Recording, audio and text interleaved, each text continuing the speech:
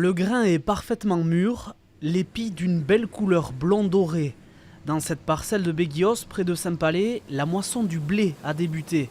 Un blé qui servira à fabriquer le pain 100% basque de la filière Héricourt, dans laquelle Gaby Miremont est engagée depuis sa création. Les avantages, premièrement économiques, parce que c'est payé un peu plus cher que la filière conventionnelle.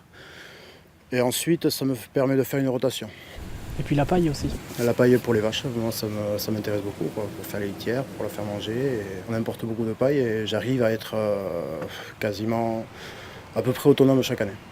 Au pays du maïs, le blé a encore de la place. La filière Héricourt a fait le pari de relancer sa production en circuit court et selon un cahier des charges plus contraignant en matière de respect de l'environnement. Avant la transformation en farine, chaque parcelle fait l'objet d'un prélèvement pour s'assurer que le blé est bien panifiable.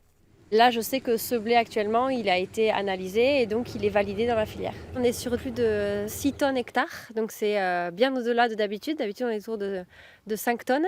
Et donc c'est une très bonne année, tant en rendement, même au niveau qualité.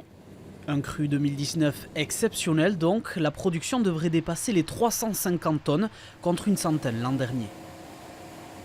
On va aller au-delà de nos espérances et faire beaucoup plus en termes de débouchés, c'est-à-dire qu'on vise pas seulement les baguettes, mais on va au-delà en allant chercher en fait des débouchés au niveau de la biscuiterie, donc c'est-à-dire des gâteaux basques, au niveau aussi du pain burger.